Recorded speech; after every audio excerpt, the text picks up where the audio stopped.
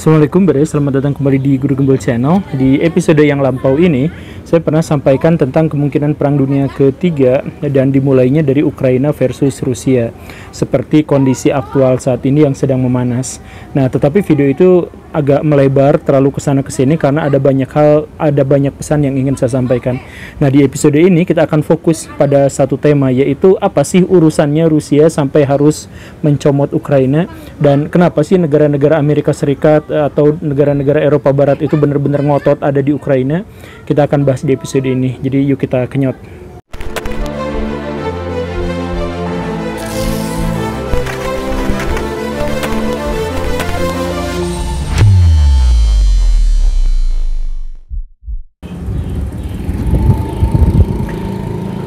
Ukraina adalah negara terbesar kedua di Eropa setelah Rusia dan menempati wilayah di sebelah timur, jadi masuk kawasan Eropa Timur. Kondisinya memang biasa-biasa aja, tetapi secara geopolitik dan geostrategis, maka Ukraina ini menempati posisi yang benar-benar sangat rawan. Rawan dalam artian, jika Rusia mau keluar ke arah barat, maka dia harus melalui Ukraina. Begitupun sebaliknya. Jadi jika orang-orang barat itu mau masuk ke Rusia, maka dia harus melewati Ukraina. Jadi Ukraina itu adalah pintu masuk yang sangat strategis dari barat maupun dari timur. Tetapi walaupun wilayahnya sangat strategis, sesungguhnya Ukraina itu letak geografisnya itu agak aneh karena batasan-batasan wilayahnya itu tidak jelas. Kalau misalkan kita melihat peta atau Barayu misalkan langsung datang ke sana, maka batas Ukraina misalkan dengan Rusia itu hampir tidak ada sesuatu yang besar gitu, sesuatu yang benar-benar menjadi bentang alam yang menghalangi gitu. Jadi paling-paling cuman selokan gitu. Selokan itu pun dibuat baru-baru ini oleh Rusia gitu, atau sungai kecil dan sebagainya. Batas-batas dengan yang lain juga misalkan dengan Belarusia dan sebagainya itu sama juga. Wilayahnya itu benar-benar tidak jelas seperti itu. Kenapa batas-batas wilayahnya itu tidak jelas? Karena Ukraina itu adalah negara baru yang tidak didirikan oleh bangsanya. Maksudnya bantahan wilayahnya itu tidak didirikan oleh bangsanya, melainkan berdasarkan kesepakatan dari negara-negara besar yang pernah menjajahnya. Jadi sempat dikuasai oleh Kekaisaran Turki Utsmani, Kekhalifahan Turki Utsmani ya. Kemudian Austria-Hungaria juga pernah mengambilnya. Kemudian Rusia, Uni Soviet pernah mengambilnya dan sebagainya. Nah, batas-batas wilayah Ukraina sekarang itu diputuskan oleh negara-negara yang ada di luar sananya gitu. Jadi bukan diputuskan oleh orang dalam bagaimana bordernya, tapi dari orang luar bikin batas-batasnya begitu.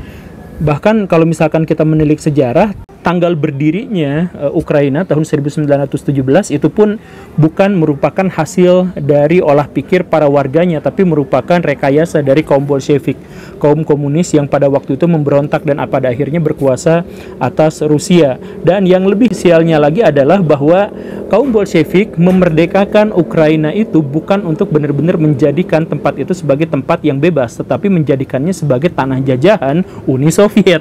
Jadi ini adalah sesuatu yang sangat aneh gitu. Ya memang ada upaya-upaya Uni Soviet untuk memberikan identitas nasional atas Ukraina itu. Misalkan sekitar tahun 1920-an, Uni Soviet itu bikin di sana semacam gerakan pribunisasi gitu. Jadi orang-orang yang berdarah Ukraina itu dibawa-bawa masuk ke sana, kemudian dikasih identitas yang khas. Jadi bangsa Ukraina sendiri adalah bangsa yang agak membingungkan, seperti yang saya bilang tadi, wilayahnya tidak jelas karena memang bangsanya juga tidak jelas. Ketika orang-orang Soviet, orang-orang Bolshevik itu berusaha untuk menciptakan pribuminisasi di Ukraina, itu ada beberapa juta orang Ukraina yang ada di Siberia, yang jumlahnya jauh lebih banyak daripada yang ada di Ukraina sendiri gitu. Jadi ya kalau misalkan bahkan Baraya pun sekarang kalau ngobrol sama orang Rusia dan orang Ukraina, Baraya tidak bisa membedakan apa bahasa mereka itu bedanya apa gitu. Walaupun ya pada detail-detail kecil tentu saja ada perbedaannya. Nah, sepanjang masa pemerintahan Bolshevik dan kemudian dikuasai oleh Soviet, Ukraina itu adalah wilayah yang sangat-sangat menderita. Jadi kalau misalkan kita melihat kondisinya sekarang, Ukraina itu adalah salah satu negara yang seharusnya kaya raya. Karena sumber daya alamnya melimpah, hutannya banyak, dan wilayahnya strategis. Tapi karena pada waktu itu sistem pemerintahan Soviet itu adalah diktator yang benar-benar diktator, maka sumber-sumber daya yang dimiliki oleh Ukraina itu diambil habis-habisan, dikuras, tetapi tidak diperbaharui kembali. Banyak hutan-hutan yang dibabat dan sampai sekarang tidak lagi menjadi hutan. Dijadikan lahan pertanian, tapi lahan pertaniannya juga dirusak dan lain sebagainya. Begitulah digunakan untuk industri perang. Hancurnya ekonomi Ukraina itu benar-benar terlihat bahkan setelah lepas dari penjajahan Uni Soviet. Jadi tahun 1991 itu kan Uni Soviet hancur, pecah gitu ya. Dan kemudian Ukraina di tahun yang sama menyatakan merdeka dan menjadi negara yang berdaulat. Tetapi gara-gara kehancuran yang ditimbulkan oleh orang-orang Soviet pada masa penjajahan, Ukraina benar-benar tidak bisa bangkit, hancur luar biasa negaranya. Dan dalam masa-masa awal pemerintahan benar-benar dalam kondisi yang sangat tidak stabil. Tetapi tahun 1996-an mereka mulai mengincar satu potensi bagi solusi besar bagi negaranya, yaitu apa? Yaitu gimana caranya untuk mendekati negara-negara blok barat. Bagaimana caranya mereka mendekati negara-negara Eropa Barat. Jadi logika sederhananya adalah seperti ini. Kalau Baraya miskin banget, maka cara Baraya untuk mendapatkan kekayaan atau menikmati kekayaan adalah dengan bersahabat akrab dengan orang-orang yang super tajir. Benar kan? Kurang lebihnya seperti itu. Nah, Ukraina juga berpikir seperti itu. Selama ini negaranya itu hancur, kacau balau, maka cara terbaik untuk bisa menjadi kaya atau makmur atau menikmati kesejahteraan adalah dengan mendekati negara-negara yang menjadi superpower ekonomi, yaitu negara-negara Eropa Barat.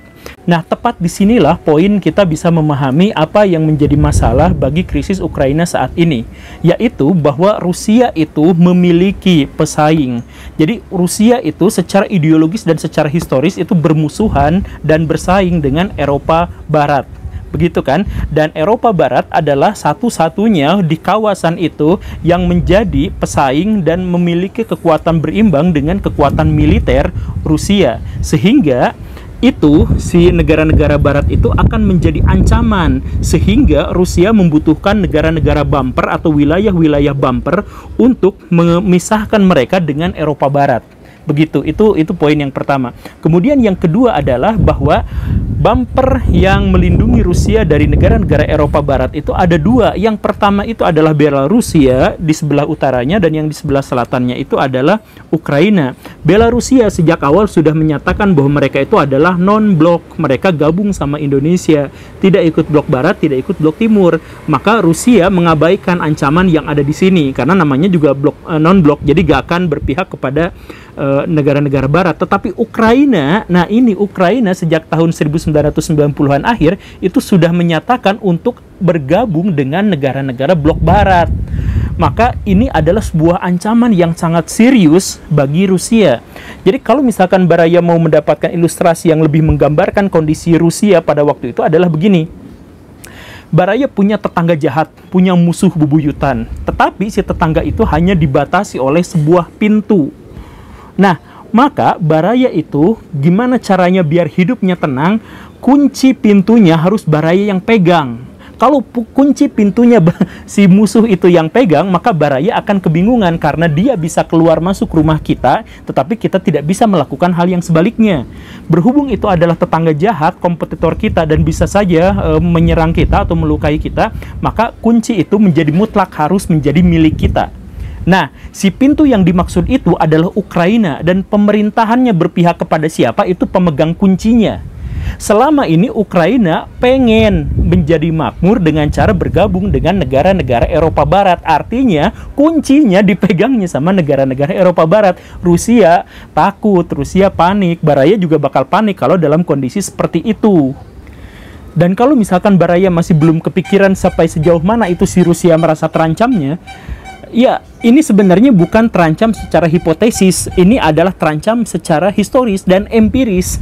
Jadi maksudnya, waktu Perang Dunia I, waktu Perang Dunia Kedua, Rusia itu diserangnya dari negara-negara Barat itu melalui Ukraina. Perang Napoleon itu nyerang Rusia lewat Ukraina juga. Kemudian pas Rusia menyerang balik negara-negara di Perang Dunia I itu juga lewat situ. Kemudian pas Perang Dunia Kedua ketika Rusia melakukan serangan balik terhadap Jerman itu juga melalui Ukraina. Begitu. Kemudian pas Perang Dingin, ketika rudal-rudal nuklir Amerika Serikat dan negara-negara sekutu di Turki disimpannya, maka Rusia menyimpan penahannya itu di Ukraina. Jadi seandainya tidak memiliki Ukraina, maka Rusia itu sudah sejak lama dihancurkan. Begitu, pikirannya itu seperti itu. Jadi si Ukraina itu harus tetap menjadi bumper bagi Rusia udah tuh bagi Rusia. Dan maka Ukraina itu menjadi mutlak dalam tanda kutip harus benar-benar berpihak kepada Rusia agar Rusianya menjadi aman, begitu. Tetapi masalah ini menjadi lebih rumit adalah karena logika tentang tetangga jahat tadi itu yang dibatasi oleh sebuah pintu itu juga menjadi logika bagi negara-negara Eropa Barat. Negara-negara Eropa Barat juga merasa bahwa Rusia itu adalah musuh historis mereka dan musuh ideologis mereka. Dan karena itu maka mereka harus membutuhkan negara bumper untuk bisa menyelamatkan mereka dari kemungkinan serangan Rusia. Jadi kalau terjadi perang maka biarinlah yang hancurnya itu di Ukrainanya saja. Negara-negara Eropa Baratnya selamat, tidak menjadi lahan medan pertempuran, begitu pikirannya. Nah, karena si dua kawasan itu sama-sama berpikir hal yang sama, bahwa mereka harus melindungi diri dengan menciptakan sebuah negara bumper, maka bisa dikatakan sejak merdeka, orang-orang Ukraina itu tidak pernah memiliki pemimpin yang independen. Misalkan tahun 2024 itu kan di sana ada pemilihan presiden atau pemimpin negara yang semacam itu. Dua calonnya, yang pertama itu adalah Viktor, itu pro terhadap Rusia, dan yang satunya lagi itu adalah Viktor juga, dan itu pro terhadap negara-negara Eropa Barat. Begitu. Jadi ketika yang satu berkuasa, maka itu akan cenderung kepada pro Rusia. Ketika yang satunya terangkat, maka cenderung pada Eropa Barat, maka Rusia sampai menyerang Crimea dan hal-hal yang semacam itu. Jadi krisis Ukraina yang terjadi sekarang itu sebenarnya bukan krisis yang sekarang ini terjadi, tetapi merupakan kelanjutan panjang dari tahun 1991 ketika Soviet runtuh. Jadi dengan kondisi Ukraina sekarang yang pro ke negara-negara barat, apakah besar kemungkinan Rusia untuk menyerang secara militer Ukraina? Sebenarnya kemungkinannya tidak terlalu besar, kemungkinannya ya kecil-kecil saja. Tetapi kalaupun kemungkinan kecil itu terjadi, maka lebih kecil lagi kemungkinan NATO untuk melakukan serangan untuk membela Ukraina. Karena menghadapi Rusia itu, kalaupun menang, itu dampaknya sangat-sangat buruk, kan seperti itu. Dan kalaupun misalkan si NATO itu benar-benar nyerang balik terhadap Rusia, maka kemungkinannya lebih kecil lagi untuk memicu Perang Dunia Ketiga. Begitu.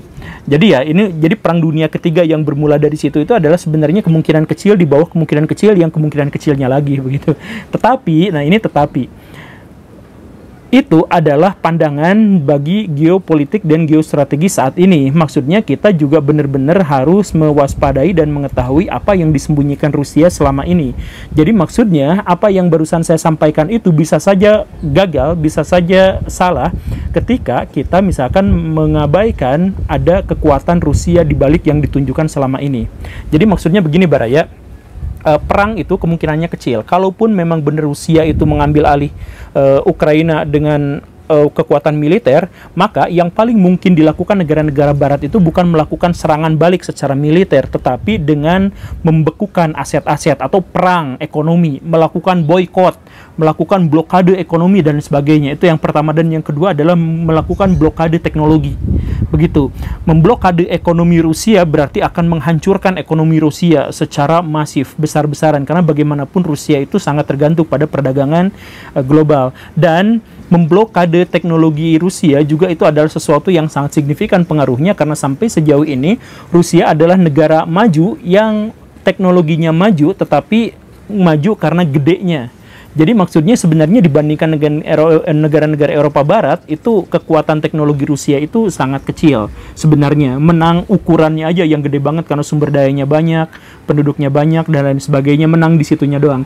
Nah, jadi kalau misalkan si Amerika Serikat dan negara-negara Eropa Barat itu melakukan blokade terhadap ekonomi dan teknologi Rusia, maka Rusia benar-benar akan luka dalam jangka yang sangat panjang.